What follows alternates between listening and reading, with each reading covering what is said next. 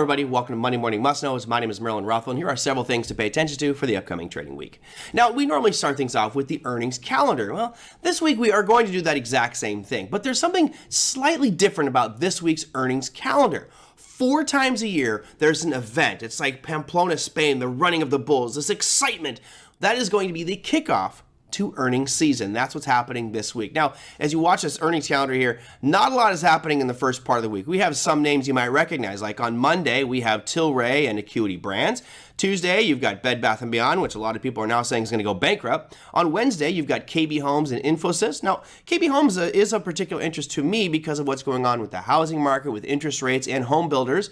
Thursday, you've got nothing. And again, there's only 70 companies reporting this week, so it is extremely light. But lo and behold, let me get the drum roll. Dun, dun, dun, dun.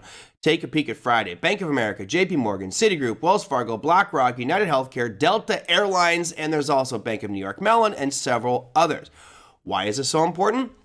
Because it's the kickoff to earnings season.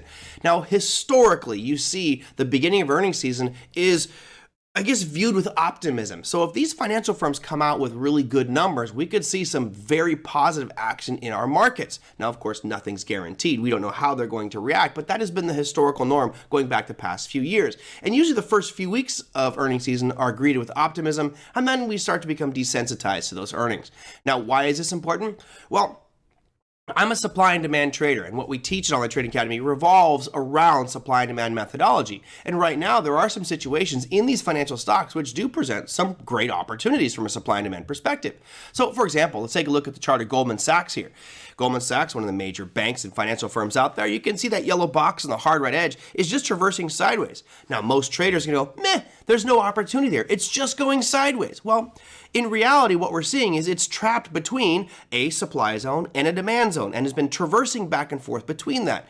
Now, if you're a futures trader or an equities trader, generally you can't really make money when something just goes sideways. But if you know how to use options, you could be using spreads or iron condors or different tactics that will capitalize on a sideways moving market. So there's opportunity there, and you could potentially play the breakout by crafting yourself a strategy for a breakout to the upside of this consolidation, or even going short if it breaks down below, all that revolving around supply and demand. In contrast, let's take a look at JP Morgan. So here you've got the chart of JP Morgan on a daily, and you can see over the past year a wide range going from right around 100 up to about 140. And on the hard right edge, we can see that it's been building strength, right? It's starting to creep towards those 52-week highs. That's overhead supply where there should be an abundance of sellers. But the more that it attacks that level, the more likely it's going to have a breakout. And again, as traders, we can craft a plan to trade above this breakout level should it happen, or maybe even capitalize on a downside move. It all really revolves around the utilization of supply and demand. If you'd like to learn more about supply and demand methodology, how to build a trading plan around a sideways market, an uptrending market, or a downtrending market, then click that link showing up on the upper right-hand corner of your screen or in the description below to register for a free class and to learn more about trading and supply and demand in all asset classes. All right, let's move on because earnings season is obviously very exciting. We'll talk more about the kickoff to that on our next week's Monday Morning Must Knows. But I want to talk about the man, the myth, the legend, Mr. Jerome Powell. That's right, Mr. Jerome Powell will be giving his first official speech of 2023. Now, as we know, when he talks, he's like E.F. Hutton. People listen.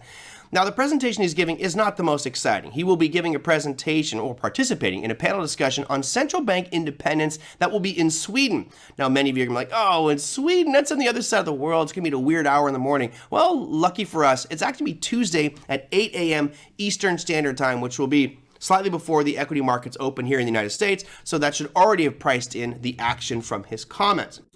Now, this is important for me because Jerome Powell has a way of sneaking in a word or two about current policy, about interest rates, about maybe some reversal or spinning of their current policy going forward. And that, to me, can be very important and create a lot of volatility. Bottom line is this man and the Federal Reserve really shape the direction in which way these markets are going. And he has been telegraphing the markets are going down. He's been saying that repeatedly, expect pain, etc. Now, I don't expect comments like that from this meeting, but it will give us some insight maybe as to what he's thinking about central banks, the role they play in the economy going forward. So therefore, it's got to be part of your Monday Morning Must Knows, and that will be on Tuesday.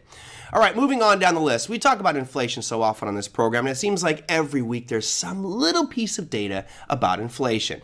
Now, the good news is it is starting to decline, and we know that through empirical evidence. We can look at these price charts, and here you have a chart of consumer price index going back into 2014.